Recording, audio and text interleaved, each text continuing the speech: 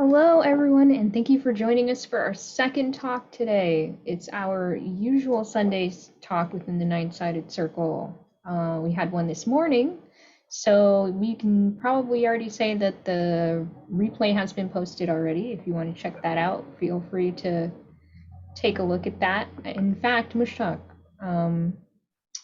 we'll get to that in a moment. I'm one of your two hosts, Nor Kyle, And I along am with the other one of your two hosts who's just had his identity dropped by his partner. I am Mushtaq. Yes. So, would you recommend that people watch our video from this morning before this, or do you think they could just Oh slide into no, this it's one? going to go six of one, half dozen of the other. They're going to Very be cool. self-contained yet interwoven. Makes sense to me. All right. So, with that said, thank you so much for joining us, whether it's your first time today or your second time, or you're hanging out with us on YouTube on the replay. Welcome. We are very happy to have you. I guess I could do a little bit of a spiel. If you would. Yeah.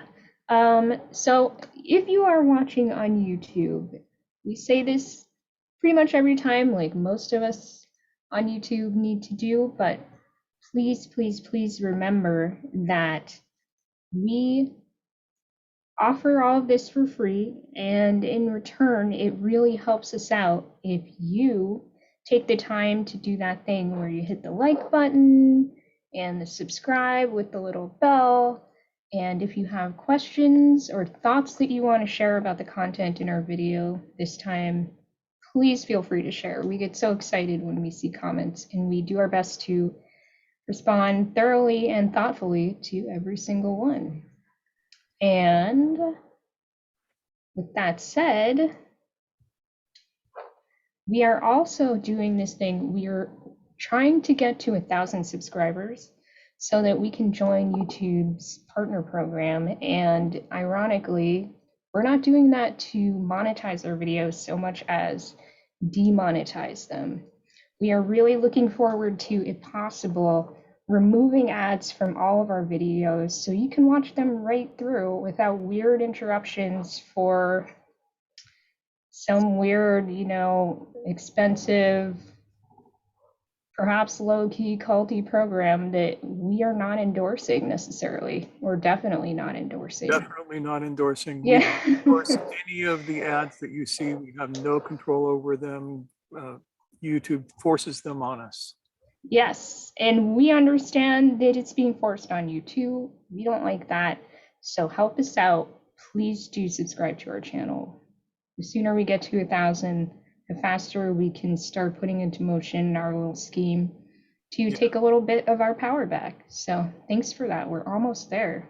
Yeah, and even if we can't turn them all off, we can at least, as I understand it, make sure that you don't get bombarded by the cultiest ones, because we can say no to a particular company advertising with us. Oh yeah, I'm looking forward to that. Yeah, me too. So do we have any other announcements or things we need to mention? If we don't make sense tonight, it's not your fault for not understanding. It's our fault for this being, for me, the third video I've done today. I might get them mixed up and start talking about other things, and you just ignore me. You could just look at his pretty face for an hour. All right, and just to mention, we didn't mention this earlier. If you would like to support us in other ways, you can also donate to our PayPal, which is listed in the description below. You can also buy some swag in the form of a t-shirt if you like. And if you want to communicate with us in other ways and off of YouTube, you can join our Facebook forum. We call it the Nine-Sided Circle Forum. You can find that there.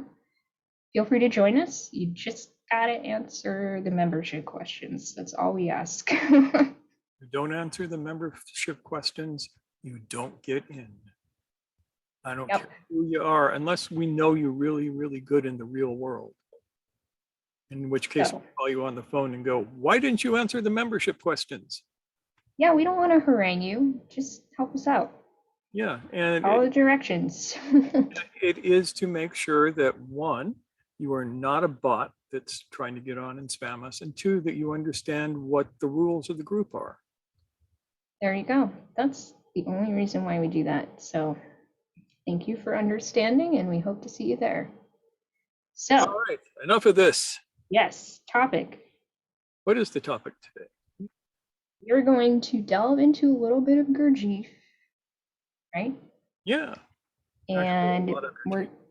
going to put our own spin on it, though. So we're going to be discussing the 7 types of human, which is referencing the 7 levels of man. Yeah, that's what he called it, or the 7 categories of man. Yeah, He but had he fancy uses names like Man 1, Man 2, Man 3, yeah, Man 4, Man 5, Man 6, and Man 7. it's a little cringy Yeah, because this is 2022 and that language is not so resonant now. the language is a bit archaic. Exclusionary, etc., etc. So we recognize that and we do our best to counter that in whatever ways we can manage. But it is still a useful model that has its Yeah, place. very worthwhile material. So tell us more, Mushtaq. Well, it starts out with the understanding that every human being who is born and who is a functional human being, a functional baby with, all of the fingers and all of the toes and all of the brain cells, will cathect. Do you know that term, cathect? We should define it. Okay. And I pulled up Yeah, it means some to put a definition lot of of it. energy into a lot of focus on. So it's almost it's not quite obsess over though, right? Not quite obsess over, but put a lot of energy into. Yeah, and that can be a person, an object, or an idea. Yeah. And So, cathexis or is a yeah. term I first learned in philosophy from, I think it was Whitehead who used it. I could be wrong. It was a long time ago. But I So like the word. that's yeah, and it's like mental or emotional focus, right? Yeah. Yeah. So what Gurdjieff called man 1, 2, or 3, but is actually human 1, 2, or 3, is when you are born or shortly after you were born, we don't know for sure, there is a shock delivered to your system that causes you to focus on one of the 3, what he called lower bodies, which are or lower centers, which are the moving center, the emotional center, and the intellectual center. Now, we say them one after the other, but the truth is that they're all the same. Not one is better than the other. And that's important to remember. So they're not progressive then. No, they are not progressive. And the little thing that I did for the talk tonight, there we go. I am actually going to use it to illustrate this whole thing. So I'm going to share the screen real quick. And here we go. Let me Down, know if you can see that. You can just like wave your hand. yeah, can you all see it? Good. Down here, these 3 at the bottom, this is not a Shiva lingam. I'm looking at it and going, oh, I could have done this different. But these 3 at the bottom represent human type 1, 2, and 3. They are exactly horizontal. They are not hierarchical. Human 3 is not better than human 1. What these say is that your attention is going to be focused in one of these 3 areas. If you are focused at human 1, all of your attention is going to be focused around your moving center.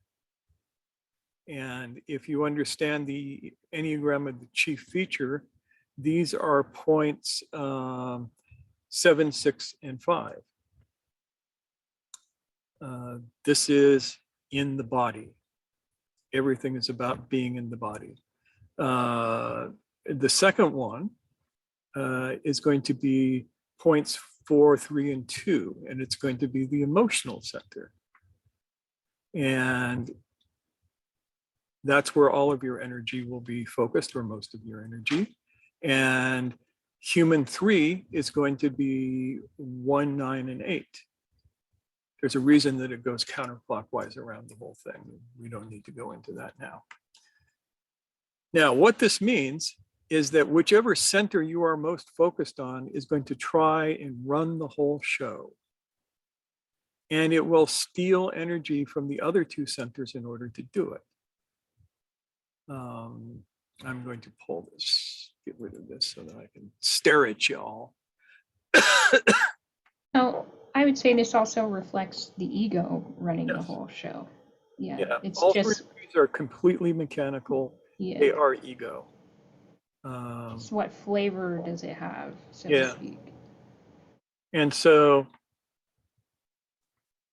if you are cathected around the intellectual center, you will tend to steal the energy of the emotional and moving center to support trying to run everything from the intellectual center.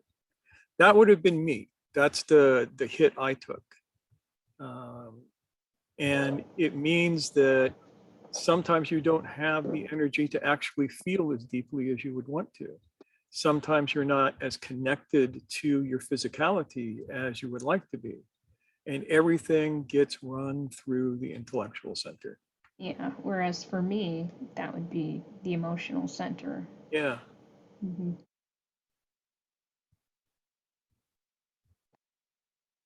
And yeah, I can definitely Yes. sense that having been the case. Yeah. So this is the nature of the unconscious, sleeping, mechanical human being. This is most everybody on the planet. And you can live your whole life like this, and it's perfectly fine. The thing is if you allow one center to steal from the others, you will always be weak. Do you understand how that works? And that's no matter what you do, right? Yeah. So imagine your body cuts off the blood supply to your legs in order to support your liver. What happens to your legs?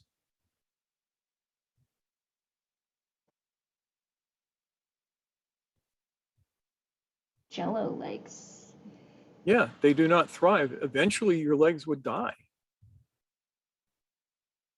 If your intellectual center, say, for instance, steals all of the energy of your emotional center and continues doing that for your entire life, your emotional center will atrophy. So the first step of the work is to balance the 3 centers, to break away from just being a one, focusing on one of these 3 and begin to take the energy back from the dominant one and allow the other 2 to nurture themselves, bring them into balance and harmony, so that you are not just being an intellectual being or an emotional being or a physical being. You're not just going through that one filter. This is the very first step of the work. And this tool that you use for this is self-observation. This is the hard work of telling yourself the truth about what's going on with you.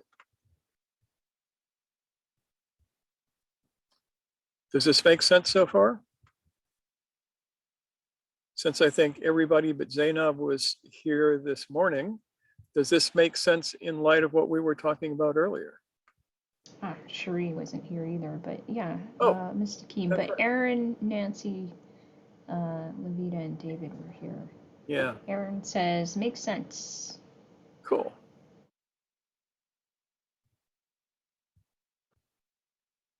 Now, one of the things that happens when you're running from your, for lack of a better term, lower centers, they aren't lower, they aren't less than anything else. You cannot do without any of them. If you lost one of these centers, you would be utterly crippled. Which is also to say, the ego is an important part of our lives. It just doesn't need to run the show. Yeah, and especially it doesn't need to steal from itself to run the show. Yes. Critical key point there. Yeah. So, when you begin balancing your centers, and there are several ways that you have to do this. The first and foremost is self-observation in the way that we have mentioned it many times before. You also need physical discipline. Whether it's like David doing dance or Nancy doing Qigong or Zainab doing the 5 Tibetans or me walking across the floor from one side of the room to the other, you got to have it. Because that's what brings your moving center back into phase with the rest of you. You have to be able to experience your feelings and emotions, not just feelings in the body, but the emotions that are created from them. And you have to be able to do that objectively, which is to say, not get lost in them, not get angry, sad, frightened, whatever. You just have to be able to allow them to be and witness them. And you have to be able to watch your mind work and bring it under control. The mind's job is to be rational. And if the heart has stolen a lot of energy from the mind can no longer be rational. If the mind is rational without the support of the heart, you fail in this. If the mind is rational without connection to the body, you fail in this. And I know it doesn't sound like much fun, and I'm not telling you that it's going to be easy and all of this kind of stuff, but this is the truth as I know it. You need to get all of these centers working together. And it's not an easy job. This is a couple of years of work minimum. Makes sense so far? You don't have to buy into any of this. I just want to make sure that it makes sense to you. Any questions so far?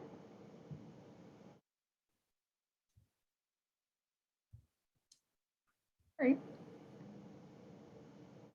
All right. So when you have done this, you have the opportunity to begin creating what Gurdjieff called the magnetic center. It's a weird name for it, but I'm going to use it until I have something better. The magnetic center is not naturally there. It must be created. This is conscious imprinting, not unconscious imprinting. And what this does is this opens up a center within yourself where you can begin to create one single I. You can also begin to create conscience and objective consciousness. All of these things happen in the magnetic center.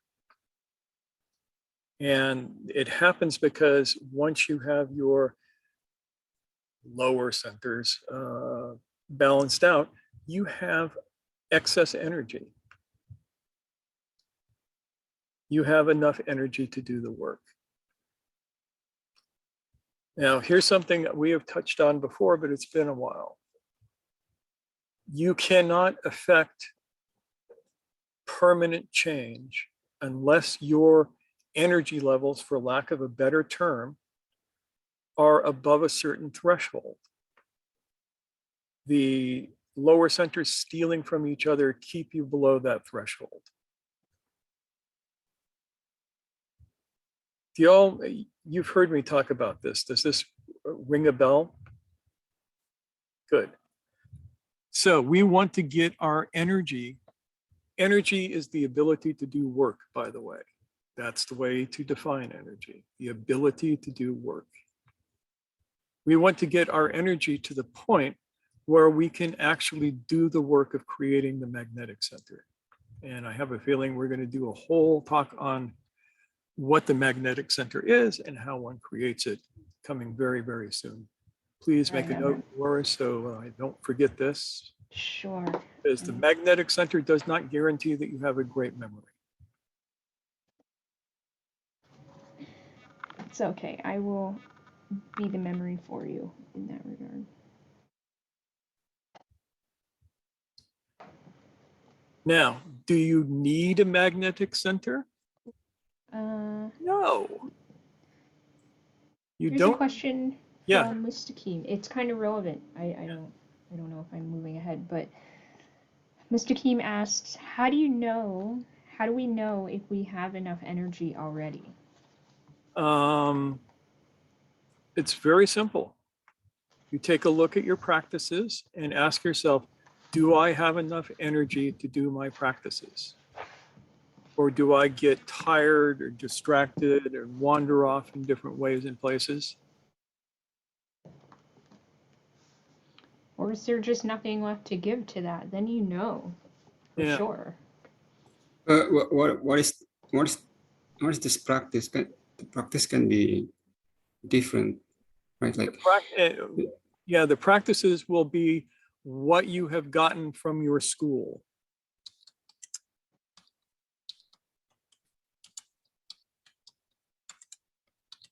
So one requires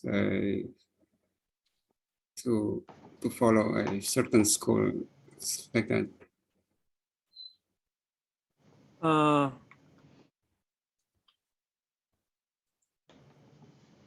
Yeah, as a matter of fact, Gurdjieff would say, or at least Ouspensky said, and he was wrong, but he said, you cannot create a magnetic center unless you're in contact with a school. This is not entirely true, but I will tell you that being in contact with a school helps. So if I say to you, Mustakim, I want you to do this zikr this many times a day, and you find that you can't do it because you forget, you get distracted, you start and you get bored, you start and something pulls your attention elsewhere, you don't have enough energy. That's the simple way to do it. Can you do the practices you have been given? Can you hold your attention for long enough to do it? Attention is one of the things that works through this energy. And we've done a talk about that too, kind of. Yeah, we have. But we obviously need to come around to this again. So does that make sense, Mr. Kim? Yes, but I understand there's a level also to the practice, right? Like there's a simple practice, there's a different level of practice. So yeah, if I can do, for example, the level 1 or level 0 practice, that doesn't mean I have enough energy yet. That means you have enough energy to do that practice. When you can do that practice and it's no effort, then I give you a harder practice. When you do that practice with no effort, then I give you an even harder practice. It's like going to a gym and lifting weights. You start out with what you can do, and then you build up to what you couldn't do.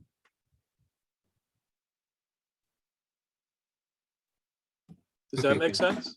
Yes. And if you're wondering, you're probably ready for an upgrade on your practice.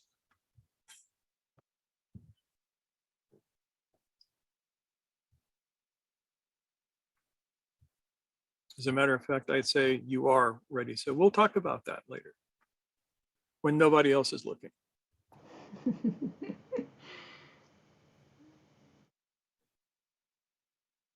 So,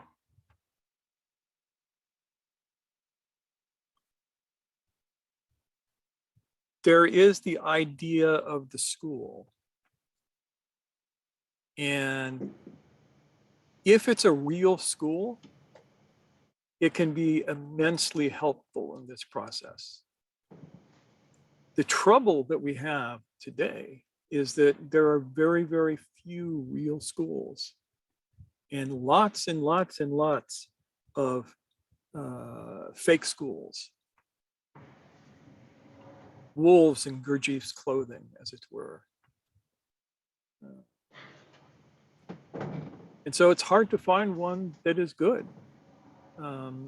I have several suggestions for people, starting with getting a hold of the copy of the book called Combating Cult Mind Control, reading it from cover to cover, looking at his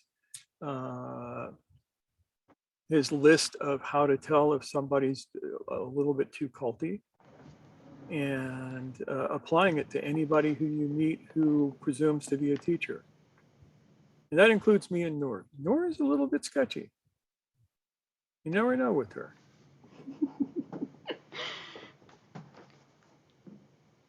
Where's my adoration, damn it? Yeah, well, you get plenty of that from me. Aw, yeah, it's true. Yeah, you should always be, you know, seek to be savvy in that regard, because it will serve you in not only successfully moving towards human adulthood like we talked about this morning, but it will help you build your confidence that you are working with someone who's really able to be there for you and not covertly there for you to really be there for themselves, you know? Yeah, and so the bottom line is a school or teacher must foster autonomy within their students. If they don't do that, you need to go away and leave them alone and let them stew in their own juices. Juices. Yep. Because autonomy is an absolutely essential part of the real work. Without it, you don't get anywhere. And the problem is, if you are stuck in the position of person 1, 2, or 3, what you're looking for is a parental figure. Part of building the magnetic center is to create enough autonomy that you no longer need a big daddy or big mommy in the sky, as represented by somebody on Earth who will let you pay them lots and lots of money for the privilege of them telling you what to do and what to think.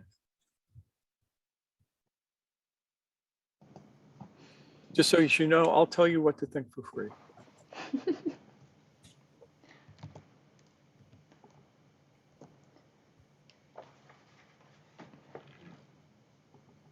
So How did we get on that? We got on that because Mustakim asked a really good question. Yeah. We were talking about whether you need a school or not, too. Yeah.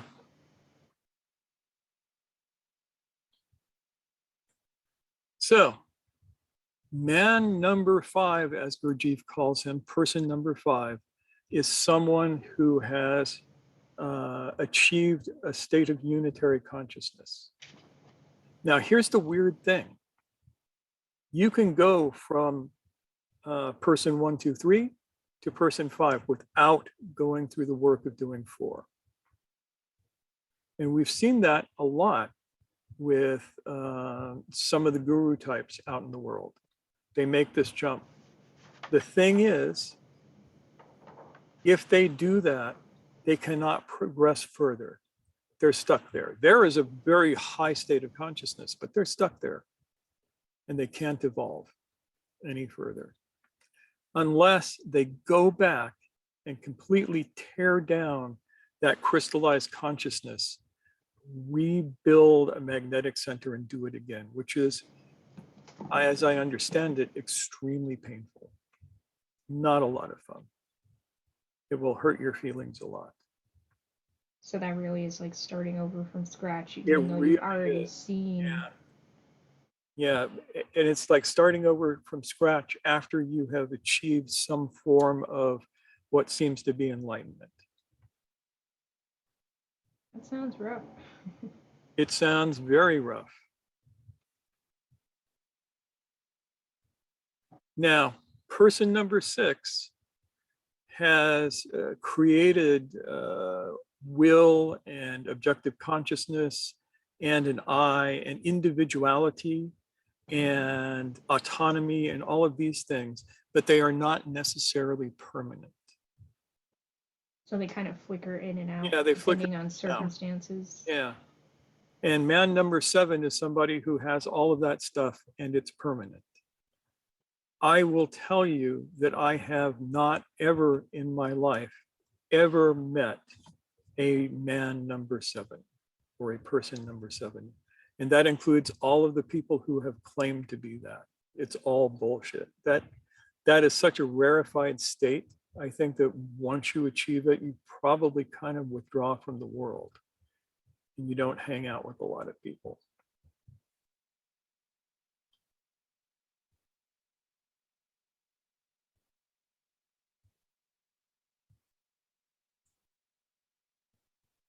So here you are with this this idea of you're in a mechanical situation. You begin to balance the 3 centers that you have access to. Now, we haven't talked about the higher intellectual center and the higher emotional center, and I'm not going to touch too much on that tonight. I want to get back to the magnetic center because that's the one that concerns us. Everybody here, all of you guys who show up and do the work, and that's everybody on the video here, whether you like it or not, is doing the work of building the magnetic center and not jumping over it. So y'all are doing this. And it's important to understand what it takes to do it.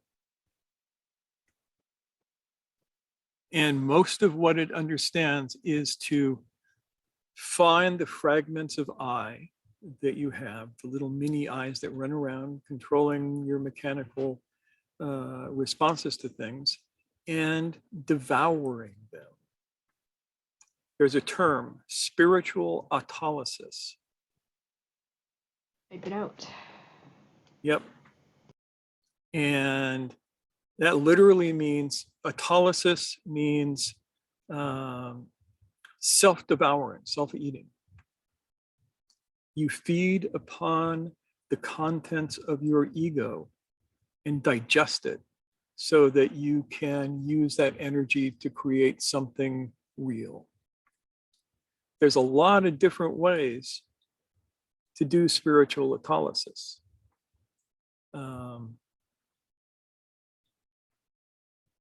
One of the most commons is Ramana Maharshi's method. Sit down, ask yourself who you are, keep asking until you know. If you do that correctly, you will eat your ego, for lack of a better term, which is probably the real Soylent Green.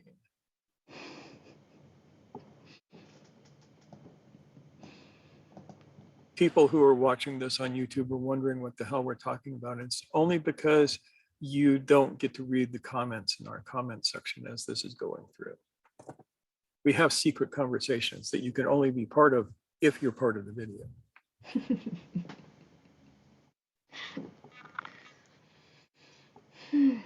So how are we doing with this? You have a question, Nor, or a comment? I have a question, which may answer some questions that other people may be thinking. So how does a person do that? How does a person devour their own ego? Well, like I said, that's one way to do it. Sit down and go, who am I? I am an artist. You're not an artist. Artist is what you do. Who am I? I'm a doctor of philosophy. You're not a doctor of philosophy. Again, that's just something that you do. That's a cloth that you wear around your shoulder sometimes. Who am I? I am a great teacher. Bullshit, you're not a great teacher. Again, that's just what you do. And you keep paring away until you get to the truth. You can do that same question with what is true. That's the classic cogito that Descartes did. What can I know is true? I can know that a circle has 360 degrees. No, it doesn't. You impose 360 degrees on that circle. That circle is just the circle. I can know that the sun rises in the east. That's merely appearance. You can't know that. If you follow that particular track, you'll get to the point where you can doubt everything. And you should doubt everything, except when you get to that last little bit, when you realize that through all of this doubting and questioning, that which is asking these questions has been with you the whole time. The witness to these events is always there, and it's always you. And I can say that without giving it away, because until you experience it as truth, it doesn't make any difference. You can do journaling dialogue about your life. Just like a running. Yeah, a giant vomiting of your thoughts.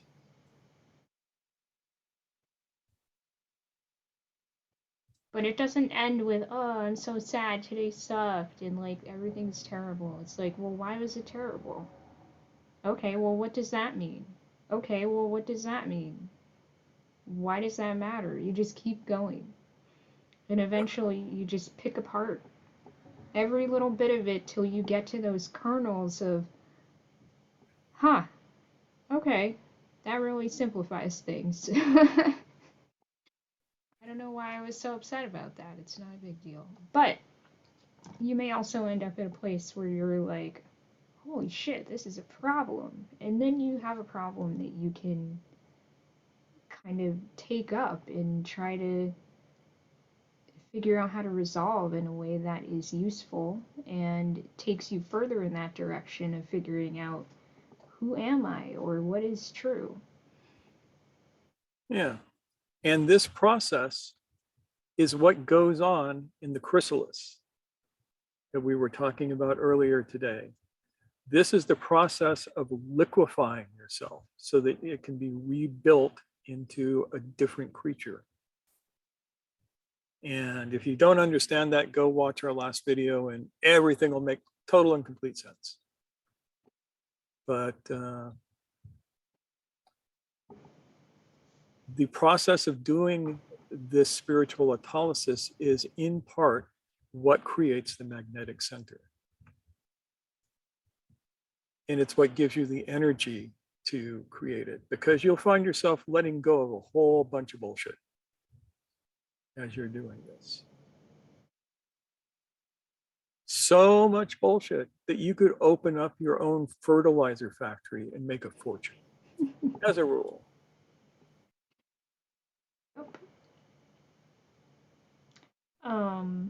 And this Mustaqim asks, is it called the magnetic center? Is it because it has attractive quality? And I think so. I think that's why he used the term, because it's the idea of you're pulling in all of these broken eyes and combining them together into one unique, awake individual self. So I think that's why he called it that. So like you're pulling in the fragments of self. Yeah. Yeah.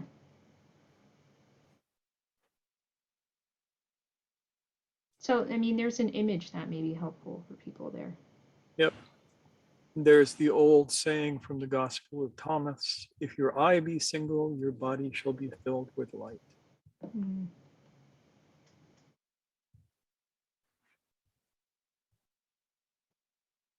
Do we have any questions or thoughts so far? Thanks, Mr. Keem. That was a good one. Mr. Kima always has good questions. If we could only get him to talk more.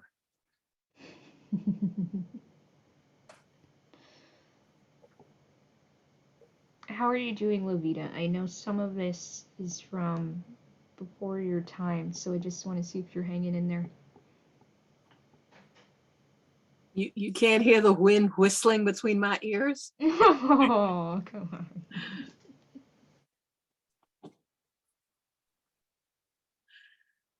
No, I mean, I was here this morning, so, some of it's kind of like the gears are trying to get together, but they're kind of, so I hear you, yeah.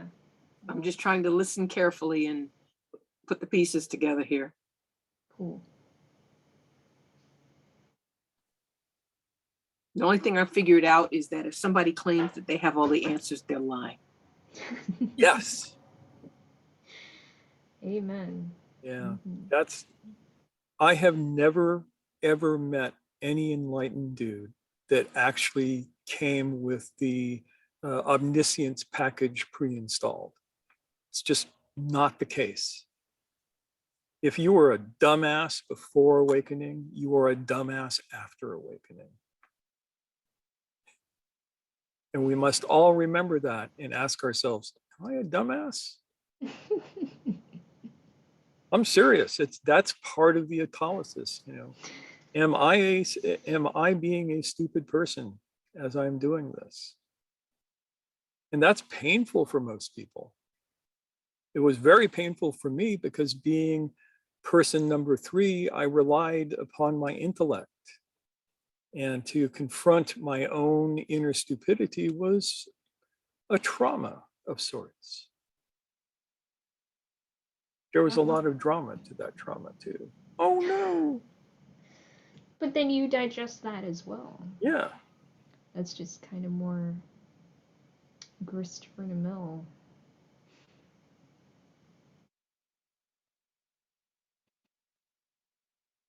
Zainab John, what do you think?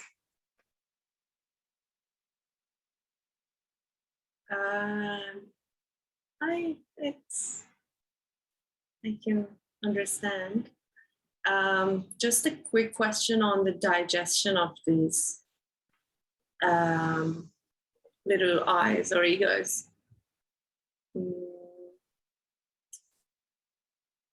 You watch them with connection to your breath, and they will come up.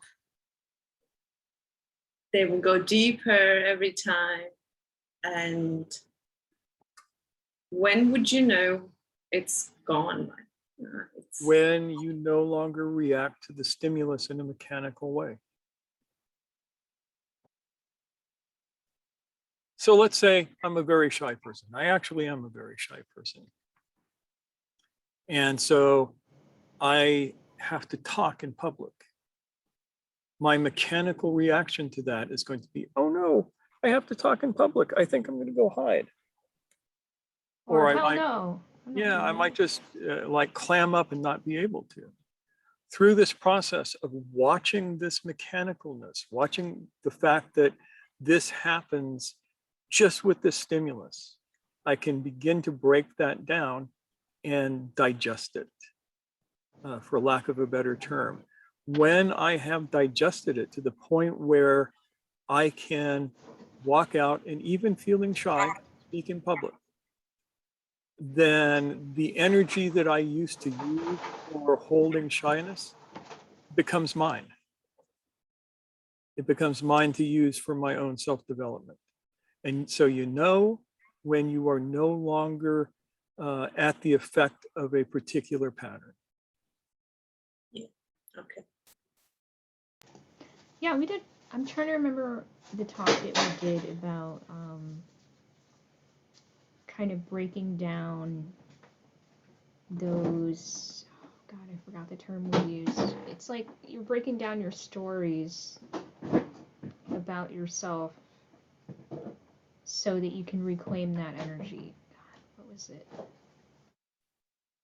Do you remember what I'm talking about at all, Mushtaq? No, but it's making me realize that we need to catalog our videos. Desperately. Yeah. We're getting to that point where we lose track now. All right. So I will reflect on that and see if I can find it, because I know we did it within the last year, and I think we can add that on the end of this video. So we'll do Yes. that. So spiritual autolysis, is that the main thing you wanted to discuss in terms of getting out of these fixations in the so-called lower centers? Yeah, it's a necessary part of the process in most cases, and you need to like break down the patterns. The important thing is to free yourself of the energy, to free yourself with the energy and disempower the mechanical patterns that you have been doing. Right. Yeah, it is a reclaiming. Yeah. Yep. Levita, I see you unmuted. Did you have something else you wanted to share? Yes, I had a question.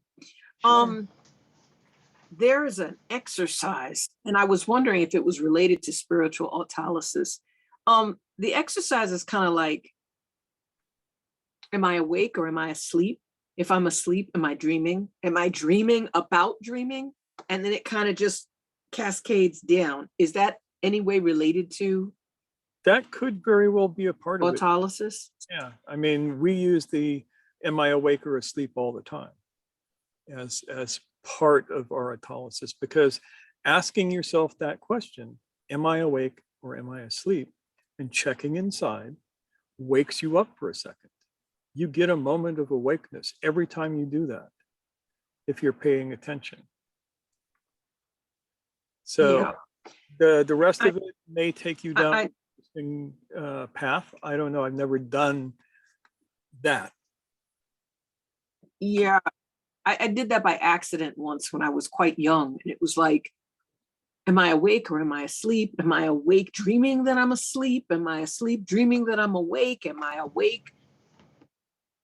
Am I asleep? Am I dreaming that I'm dreaming that I'm dreaming that I'm asleep? It was just really weird, you know. And at some point, I actually just woke up and was like, "Ooh, that was strange." Wow. Yeah, we did a talk on this subject called lucid waking. Okay. That's another one. Yes, yeah, one of the first ones I attended, if I remember correctly. I think so. And I couldn't think of the term. But yeah, because when you mentioned about the autolysis, I was like, that reminds me of this other thing. So that's why I was wondering if they were, I figured they weren't the same, but close enough. If they were related. Yeah, I think they're within the same ballpark.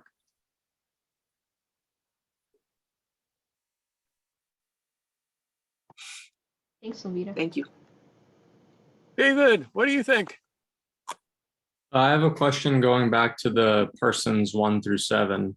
Sure, yeah. So person 4 is like they're at a transitional state, it seems like. Yes, they are. So they either bump up or bump back down to where they were before? Yeah, if you get up, if you give up, you'll go back down. There is no guarantee when you are at stage 4. You can drop completely back into sleep. You hopefully won't. And the idea is to get through it into stage 5. Gotcha. But yeah, at stage 4, at man number 4, there are no guarantees. Woman number 4, there are some guarantees.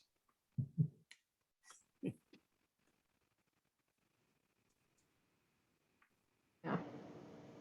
Cool. So if you get to 5, quote unquote, well, I mean, I guess you can start over, but can you fall back to 4?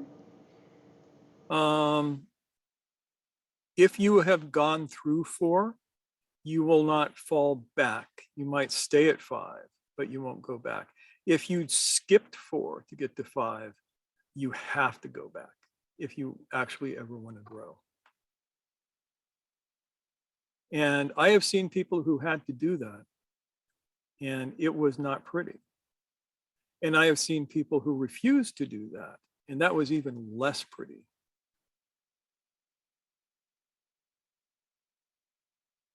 Only imagine. Yeah.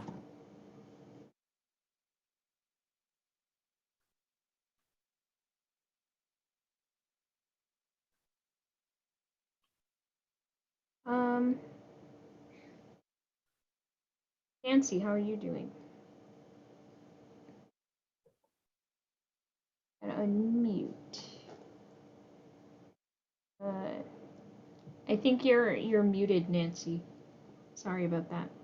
Yeah. Great. Okay. The thing I was thinking about was, okay, the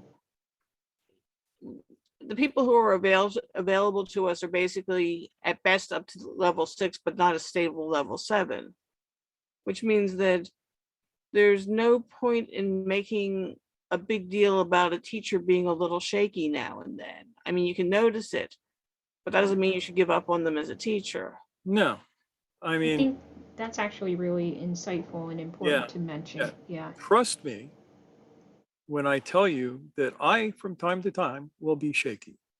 Mhm. I guarantee this to you because I ain't no damn man number 7. Mhm. I even get shaky during the talks. I mean, it happens. So Yeah. Yeah, so part of it would be figuring out what's good enough, because you're not going to get perfect. Yeah. Well, how does a teacher handle their shakiness? Mhm. That's the big question. Do they let it go to their ego? Do they try and cover it up? Do they say, no? Do they gaslight you? Do they do any of these things? If that's the case, then you got a problem. If they are willing to own up to their own mistakes or missteps, as painful as that can be, and trust me, the more teacherish you get, the more painful the mistakes are. Mhm. That's a good sign. yeah, and you Nobody can learn expects. from them Yeah. as that happens. Like, wow, how do they handle it when they fuck up or when they get nervous or misspeak or whatever it might be? How do they handle it? And what can I learn from that? And there's another thing which might be a whole nother topic, which What's is that? that people can be mechanical, but having relatively good habits or relatively bad habits. Oh, yeah. Yeah, you can go through your whole life being mechanical and do just fine. Mhm. Yeah, there is no downside to that, as a matter of fact. As a matter of fact, culture is designed so that you can sleep through life and be perfectly happy and successful. Mhm. You have to be a misfit to want to do this kind of work when it comes right down to it. You got to be a weirdo, an oddball, an eccentric. Too That difficult could to explain some satisfy. things. Yeah. Thank you. Excuse me? Nothing. Hmm.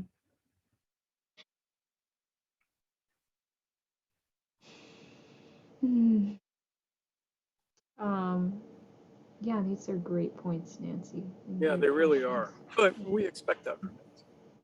She always has the good questions. Thoughtful stuff. Yeah. Any other thoughts, Nancy? Or I think that's about it at the moment. cool. Okay. Thanks. Of course. Cherie, how about you? Oh, Zainab, I saw you unmuted. Did you want to go ahead? I was just going to ask a quick question on, so when someone notices they're human too, for example, and then they start using their intellectual center, And then you could see in their life that, okay, they have that 2 point, but they're not like there's something not right. So are there many humans like that outside? Like that's where the wrong use of centers comes in, as G used to call it. You can use your emotional center to think, steal energy from your intellectual center and think with your emotions, and it comes out weird. It's not optimal. So yeah, that happens all the time. Can you balance the emotional and intellectual, but then be disconnected with the body? Yes. Oh yes. And you can tell that because people who are like that tend to be really lopsided, and that disconnection from the body shows. Like in the physicality, you mean? In the physicality and in their communication, in the way they think, all of that. So lopsided, both like literal and metaphorical, or either or? Yeah, both. It's hard to describe. I know it when I see it, but I haven't really tried to craft words around it. Yeah, and it's like they're using the wrong loop of intellectual, emotional back and forth. Yes, indeed. And one other question with the spiritual teachers out there. So most of them are actually, they have skipped number 4. I wouldn't say most of them. I would say a lot of the fake ones have. The real teachers don't skip point 4. It's just There that are other good teachers out there. Yeah, we are not alone in this world. So if, for example, if they get angry or if their emotions are not balanced, they're teaching spiritual. Yeah, then I would really question them. And I've seen this a number of times. I've seen teachers who use their anger to bludgeon their students and force them to behave in the ways that the teacher wants, not in the way the student needs. And that's messed up. I've seen teachers who play on students' emotions to manipulate them. I could name names, but I'm not going to. I can privately point you at people you can check out so you can see what I'm talking about. Or you could go to Spotify or something like that and look up a podcast called A Little Bit Culty and listen to some of the people who are talking about their experiences being lost in a cult. Yeah, and it often starts out like, wow, I found this person who I really admired and I thought they had their shit together, and then I saw them unravel when things got tough, and that's often devastating for the person. Yeah. And sometimes they're just shitty people. Oftentimes they're just shitty people who are there to manipulate. And it's unfortunate, but there's blood in the water in the spiritual world, and the sharks are swimming around.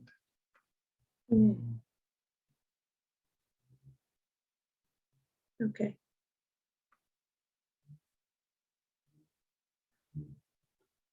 Cherie, what do you think? Good questions. Yeah, Cherie. And Aaron, you too. Let's give Aaron a chance to type it in. But Cherie, yeah.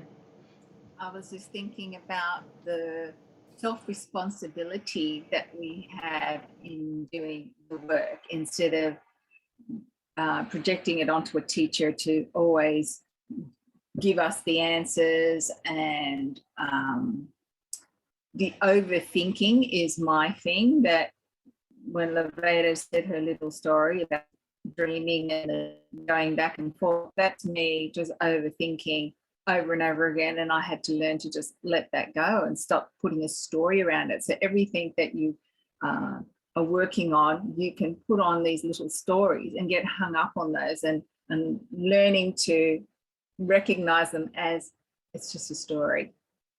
Just let it go. And it helps you get on with being just that singular I. But it's very easy to get caught up and trapped in trying to fit in and trying to get on with people and so forth, that you know, that's my thing about merging. Recognize, just be here now, and stop putting on a story, stop overthinking, balancing out the physical part as well.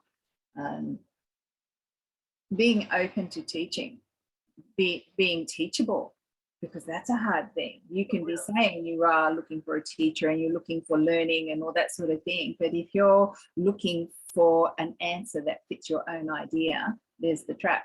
So I've got to be open to the things that Mushtaq will say to me and recognize, yeah, that's where I'm getting hooked on, and I need to now work on that little thing. And then once I can get a handle on it, not saying it's a complete grip, you think, okay, what's the next thing I can work on? So it's be teachable and recognize the truth and be self-responsible for that particular evolvement and growth of yourself. That's it, the end. Totally. Like, remember this morning, Mushtaq, I was talking about how, like, getting lost in the story is almost like being lost in a labyrinth. You're going to be, like, retracing your steps and you don't even realize you're doing it until you're like, I have definitely been here before. Where the hell am I going? And the only way to get out of that is to snap out of it and to kind of expand your view. Realize, okay, the storytelling part is not where the truth lies. I have a friend, a Tibetan friend, and we have a joke about saying not even real. Yeah, I remember you telling us. So the story goes going, and then just someone puts a hand up in our group of friends here and we go, not even real. You just have to learn to do it for yourself. Oh, I'm doing it again. It's a justification, isn't it? Yeah. Mm-hmm. And there are a lot of ways in which those justifications come into being. And they can be good sources of comfort if we really need them. But if we're on this path, then we need to know when to let them go.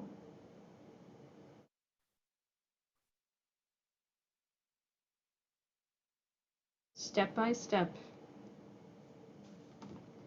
Thanks, Sheree. Aaron says, I was thinking exactly what Sheree just said about storytelling, particularly when I'm stuck in a stressful mode of thinking. I remember I'm reading my own script. Yep. Very much true. It's a weird feeling when you realize you're doing it. It's almost like, I mean, when I experience that, it's almost like a disappointment, which I need to be careful about because, again, that's me getting caught up in the story. But, like, oh, I was trying not to do. But you learn from that, too. Yep. Yeah. Aaron says, the more I remember it, the easier it is to let it go. Yes. So, any last questions? I'm going to flip this over to. Sheree says she needs to go in 5 minutes. Me too. Which works for us too, yeah. Yes. I am starving. I've been working since 8 o'clock this morning, nonstop. I suffer hard. Yep. Well, if everyone is good to go, I mean, oh, Levita, what's up? No, I was going to make a joke and just tell Mushtaq, that's just a story. It's not even real. And you would be correct, and I would make faces at you. Yeah. All right, so why don't we go on Brady Bunch mode? And we are on Brady Bunch mode. Okay, so Everyone, it's been lovely spending, you know, today in a way with so many of you, and lovely to spend this evening with all of you. Thank you so much for being here. And I guess we'll see you next week. Let's wave to each other. Bye, folks. Bye, everybody. See you next